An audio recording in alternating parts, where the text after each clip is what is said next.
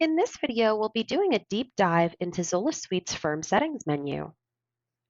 To access Firm Settings, you will need administrative permissions, and you'll want to go to the top right-hand corner of your screen to your name or the small drop-down arrow next to your avatar, where you should see the option for Firm Settings. We'll start with Firm Options.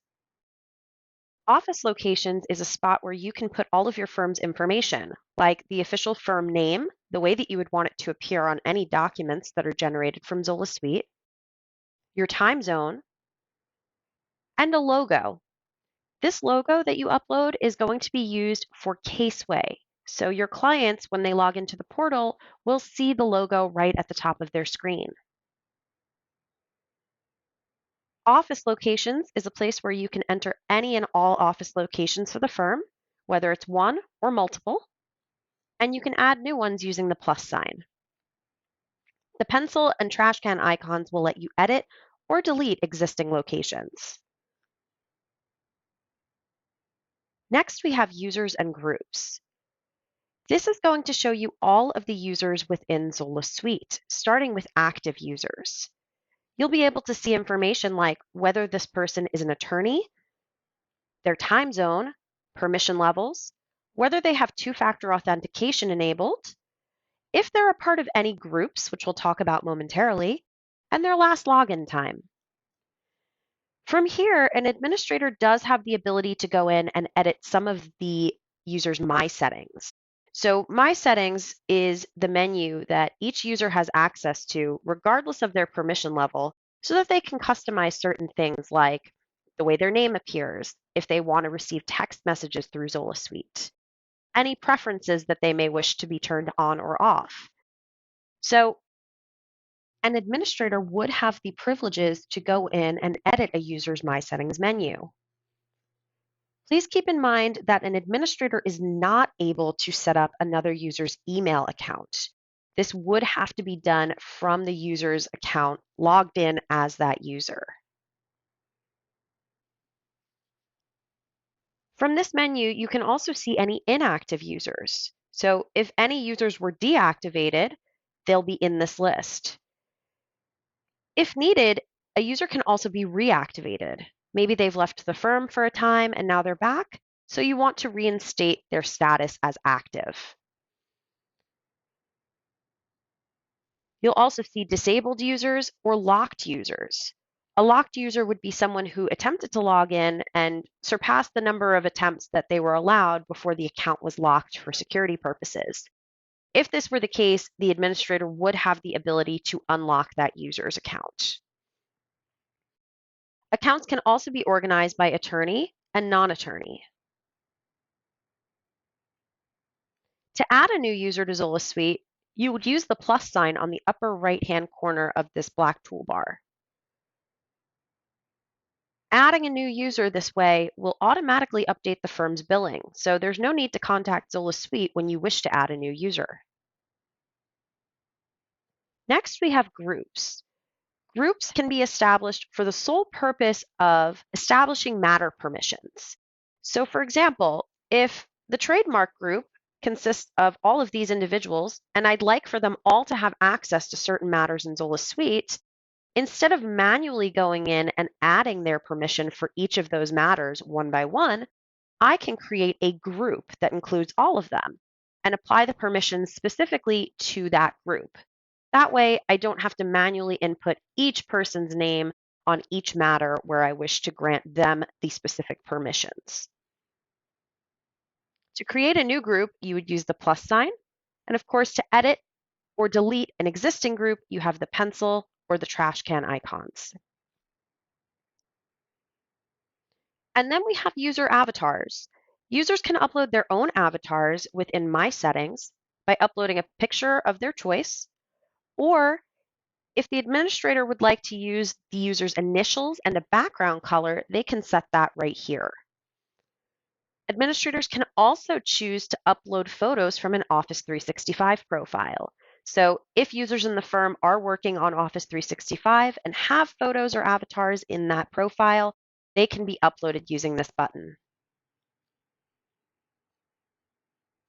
Next, we have the activity log. I refer to this as the master activity log because there's an activity log on each matter as well as each CRM lead within Zola Suite. But only this activity log within Firm Settings shows all activity across all matters within the database. This will also show logins from IP addresses so that administrators can keep track of when someone logged in, as well as all of the activity that they have done. As with the activity log in matters and leads, there is a search bar and an advanced search filter so that certain types of activities, matters, users, or dates can be searched. You can also sort by everyone except me or just my activity. As with the activity log in Matters, you are able to also create a time entry by clicking on the green clock icon next to any activity line item. Next, we have Caseway Web. Caseway Web is specific to clients who have purchased a customized Caseway portal. If you're seeing under Caseway Web, where I am right now, that you don't have this feature enabled and to contact Zola Suite, all that means is that you don't have that signature customized portal. It doesn't mean that you have no access to Caseway. You still have access to Caseway. Every user and every account within Zola does. You just don't have the customized version of Caseway. If this is something you're interested in obtaining for the firm, you can always contact us in support and we can reach out to your account executive to discuss this further.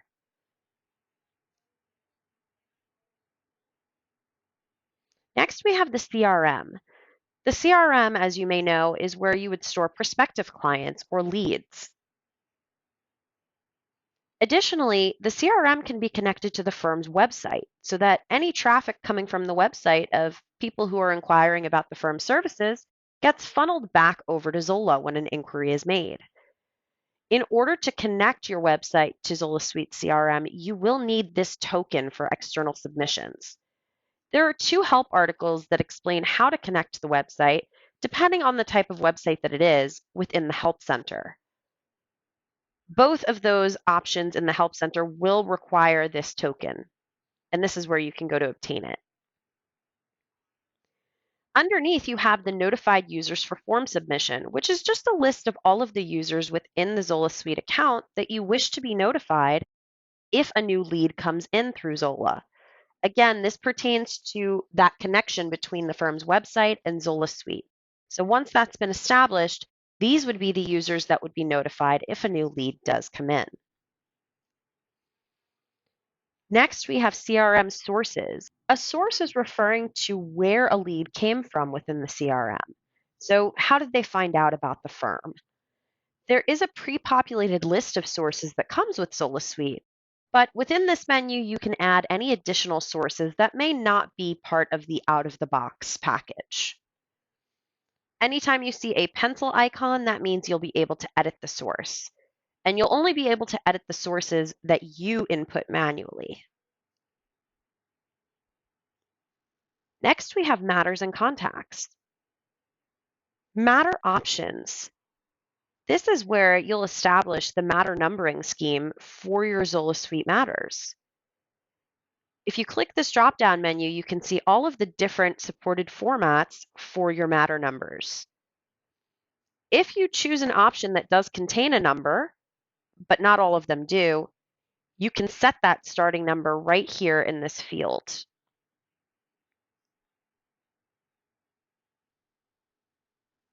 Matter numbers can also be changed manually after a matter has been created, but the original matter number that gets populated is based on this format that you've chosen.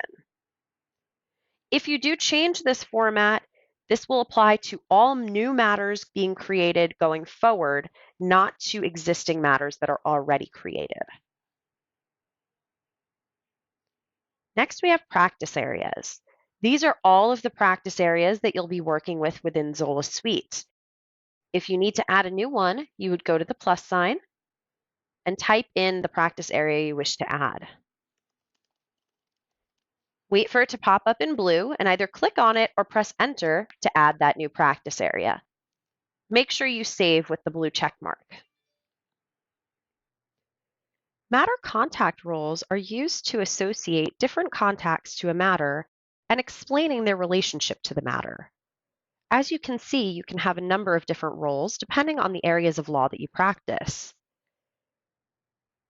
The roles can also be color-coded and will display with the role appearing in a block that matches the color you've set in Firm Settings. As always, if you want to add a new role, you can use the plus sign.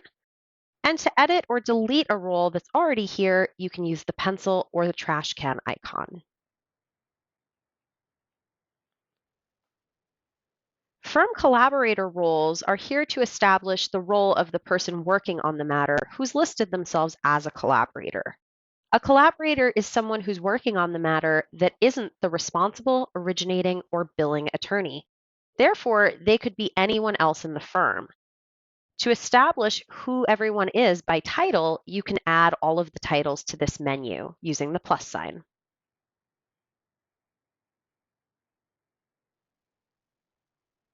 Contact types can be added from Firm Settings, but they can also be added from a contact card by any user that happens to be working in one.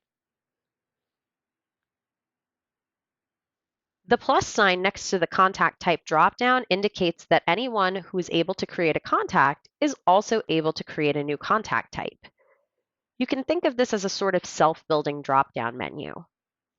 However, an administrator does have access to go in and edit or remove any contact types that have been created. Similarly, contact tags can also be created from here in Firm Settings, but they can also be created from a contact card. That's another one of those self-building dropdowns. The administrator, of course, has the ability to go in and edit these.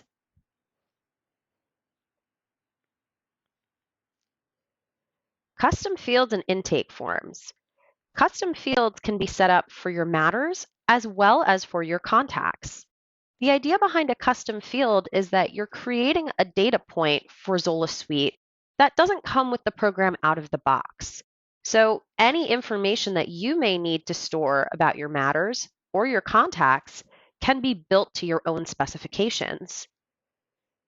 Let's take a look at our criminal law practice area, because that is how the custom fields are organized. You can choose from many different field types to create the data points that you're looking for. So you can have a date picker, you can have a dollar amount, you can have a text field, you can also have checkboxes, drop-down menus, and multiple choice menus. Using checkboxes, multiple choice, and drop-down fields will give you more flexibility in terms of being able to create custom matterscapes. Fields can be adjusted by moving them up or down, simply by dragging and dropping. You can delete a field with the minus sign. And to add a field, you would just choose the field type that you want and go ahead and start filling it out. You can always add to your custom fields over time if you find that you need more of them, as well as delete them. There's also an area for all practice areas. This means that the custom fields you're creating will apply to every single matter regardless of the practice area. So they'll be added to the practice area specific fields of that particular matter. When you change the practice area of a matter, the custom fields also change. And for your contacts, you can have custom fields for persons or companies. Again, if there's additional information that you need to store about a contact that isn't part of the default contact card in Zola, feel free to go ahead and add these custom fields. It's also important to note that all custom fields can be used for document automation. Intake forms can also be created in Zola Suite and sent out electronically. They can be sent to external parties to fill out and send back to the firm, or they can be created and used for internal purposes within the firm, if the firm wants to fill out the form themselves. Creating a custom intake form is similar to creating custom fields. You'll select the field types you wish to use to build out the form and start adding in the questions you wish to ask. Fields can either be required or not required, but if a field is required, whoever is filling out the form will have to put in a response in order for it to be able to be sent back or saved. Again, you can reorder your fields by dragging and dropping. You can delete or duplicate fields, and you can change an intake form at any time. It won't have any effect on intake forms that have already previously been sent out, only for those sent out going forward.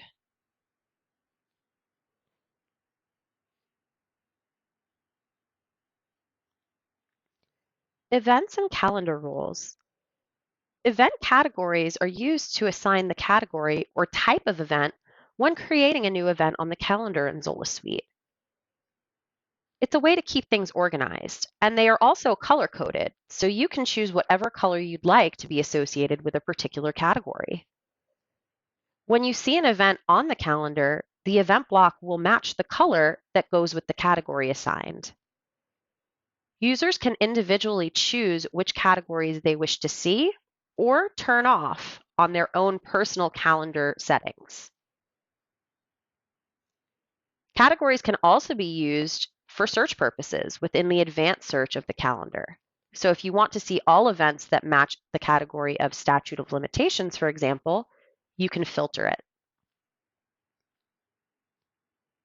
Next, we have calendar rules, which is referring to rules-based calendaring or the Law Toolbox integration that Zola has. If you are interested in this integration, you'll need to speak with your account executive about adding this to your plan. For users who have this enabled, this is a default template of reminders that will automatically pop up whenever a new calendar rule is created. That way, you don't have to keep recreating this set of reminders each time you create a new calendar rule. Date calculation templates can be created when creating a new event in Zola Suite. The date calculator lets you calculate the number of days forward or backward from a particular start date. And if you want, you can have templates that are going to represent recurring deadlines or dates that you might need. So you can save it and use it whenever you want. Users will be able to save new templates or update existing templates on their own without administrative permissions. But then the administrator will have the ability to go in and edit any of those templates as well as delete them. The Zoom integration is used to generate Zoom meeting links from new events in Zola Suite. If the firm wishes to use a Zoom account with Zola, they'll want to integrate the account here. After that, each user will want to go into their own My Settings menu and enable the Zoom integration for themselves. Once they've done this, they'll be able to generate Zoom meeting links right from the new event modal in Zola Suite. Documents and notes. Default folders refers to the default folder structure in Matters for your notes and your Matter documents. They are organized by practice area, and for certain situations, you might wish to have a folder hierarchy to organize different Matter-related notes as well as Matter-related documents. To create your folder structure, you'll open either default folders for documents or default folders for notes next to the practice area of your choice. Once you've set these folders up, the next time you create a new matter of that practice area, this will be the folder structure that accompanies it. There will always be a root folder from which you can create all of your other folders. So you would right-click on the root, and you'll see a button that says Create. And this will let you create a brand new folder off of the root. You can think of folders off of the root as your main folders. But then, in the event that you'd like to create a subfolder, you'd right-click on one of the folders you've created off the root to create a subfolder for it. As you can see, I have a few subfolders for a few of my different main folders. You can also delete or rename the folders by right-clicking on them. And then you'll just make sure to hit save. Next, we have document integration. Zola Suite can be integrated with OneDrive. This can be OneDrive Personal or OneDrive for Business. When you enable the OneDrive integration, it allows for the mirroring of documents that are in OneDrive within a Zola Suite matter. Once you have enabled OneDrive in Firm Settings, when you go into one of your matters, you'll see that you have an option to create a OneDrive folder. This allows for a folder within OneDrive to be synced to Zola Suite so that you'll be able to view a list of all of the documents that pertain to this file right here in the Documents tab. Because these documents are stored in OneDrive and not in Zola Suite, you will have some limited functionality, such as the ability to rename, delete, or download. Next, we have billing and accounting. Let's take a look at billing options. Billing options has a number of different settings, like the ability to enable UTBMS codes for leads billing. You'll be able to set your starting invoice number, the firm's hourly billing increment, the number of due days from the date of issue of an invoice. You'll also be able to customize how your invoices are created, like whether or not they're created in draft mode. This will create a draft bill or a pre-bill, which will have to be approved prior to being considered AR. You can require two-step approval for invoices, allow approved invoices to be edited or deleted, and you'll have the option to apply invoice level discounts to all items on the invoice proportionately or just to fees so that your costs are not discounted. You'll be able to enter tax information, your default accounting basis, as well as the option to recognize operating retainers as revenue. You can also set up a default administrative fee. Your taxpayer ID for the firm can go right here under enabling UTBMS codes. You can have a note for any statements of account that get sent out to clients. This will appear at the bottom of each statement. And you'll also be able to enable the interest module. And if you do choose to use the interest module, it can be set up on a matter-by-matter basis or for all matters. You'll even be able to change the label so that if you wish to call it a late fee for past due invoices, you can change the way it appears on the invoice itself. Blast email options is for the bulk billing center. The bulk billing center allows users to blast thousands of invoices or statements of account at a time via email. This does require some setup, so if you're interested in using bulk billing, please make sure to reach out to support to get started with the process. But then you'll be able to set up the default settings for the bulk billing center here in Zola Suite. You can set up the default email that will go out for statements or for invoices. And you'll want to make sure to set a sender and a BCC. They do both have to be different email addresses. So one person in the firm can be the BCC so that they obtain a copy of every email that goes out through the bulk billing center. And then someone else should be listed as the sender. Billing groups can be established for the purpose of your billing cycles. So maybe you bill your clients every month, but then other clients you bill quarterly. You might set up a billing group for the monthly clients versus the quarterly clients so that you can separate them out when you're running your bills. That way, you're only getting the invoices generated that you want for that cycle. Time entry categories pertains to time entries and the work categories that you're assigning to them. When creating a new time entry, you'll see that you have a bunch of different work types to choose from. This is where that list is populating from in Firm Settings. Additionally, when you set up a work type, you can also accompany that with a default narrative. so that the description gets filled in as soon as you choose the work type.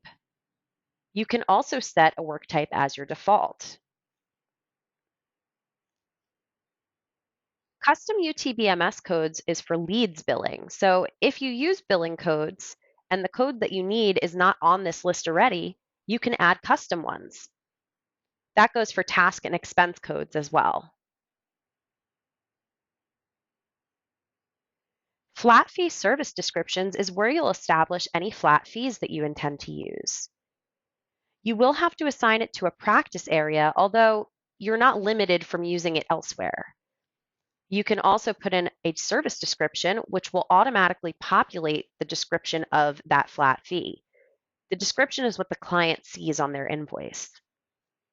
You can set a default price, but if it's something that may vary, you might want to set it at 0. That way, when you're creating the flat fee on the matter, you can input what the price should be at that time manually. Rate cards can be used to assign different rates to different matters for different users who might be billing. You can think of this as a template of rates. So if my rate is normally $300, but on a particular matter I want it to be $200, I can set up a rate card and add myself at a rate of $200. That way, if I apply the rate card to the matter, the rate card will override my default of $300. You can add as many users to a rate card as you'd like. You can even add all users in the firm simultaneously. Rate cards can be assigned to contacts and to matters. Invoice customization allows you to create multiple invoice templates if needed, but also to customize the way your invoice will appear. So you'll want to upload your firm's logo. You'll have font customization options here for different parts of the invoice. The top section is where you'll put the firm address, and then you'll have customization over your margins. If we go to the Templates tab, you'll be able to set up as many invoice templates as you'd like.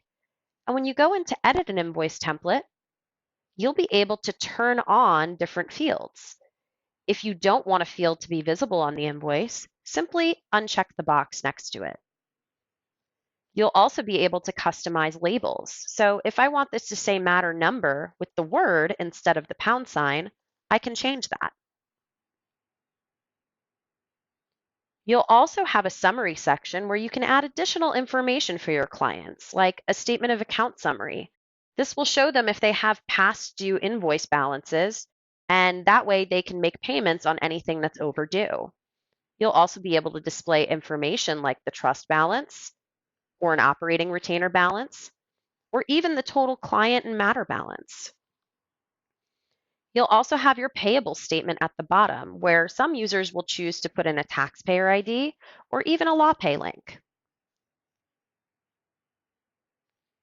As long as you have one invoice in Zola Suite, you'll be able to use the preview function so that while you're making changes to the invoice template, you can see how they're going to look.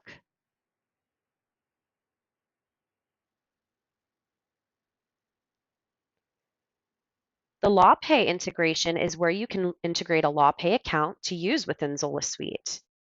If you don't already have a LawPay account, you can create one here. LawPay will waive the monthly subscription fee because you're a Zola subscriber. Once you've created your account, you can connect it right here. You'll need to map your trust and operating accounts, and then you'll be ready to start processing payments. There is an optional QuickBooks integration, although it does have to be done with QuickBooks Online, not QuickBooks Desktop, and this will create a one-way sync between Zola Suite and QuickBooks. You'll create your invoices in Zola Suite and then sync them over to QuickBooks where you can continue the process in QuickBooks.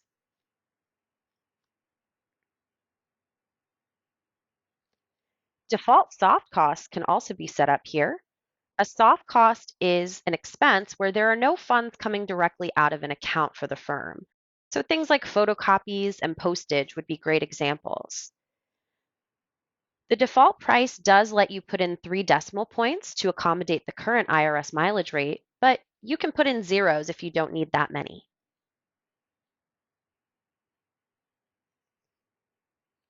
Timekeeper Goals is part of a report within the accounting section of Zola Suite. In this section, you can actually establish what those goals are, and the goal types can be the amount billed, the amount collected, or billable hours for a user. The next 2 options on the menu pertain to the personal injury module within Zola Suite. The personal injury module can be used to create settlement memos. So you create these expense categories to assign to various expenses in the system so that the system can calculate what the firm fee should be and what the net to client should be. So you'll set up those categories here for expenses for the firm, external costs, where the firm may be dispersing funds, but it's not a firm expense, like a medical lien, and payment, which would be settlement funds that have been received. You'll also be able to customize the language of the settlement statement, which is the second page of the settlement memo. This is what the client signs off on when they're receiving their settlement. Bank account permissions can be established within Zola Suite, and this will allow users to specify who should have access to an account. And if the person is not listed as someone who has access, not only will they not see the account in banks and registers, they won't be able to manipulate it in any way. That includes the ability to apply payments. Your Zola Suite account gives you the ability to export your core data, and you'll be able to download that at any time. And finally, plans and payment is a place where you can make changes to your Zola Suite subscription. If you have any questions about this, please don't hesitate to reach out to us.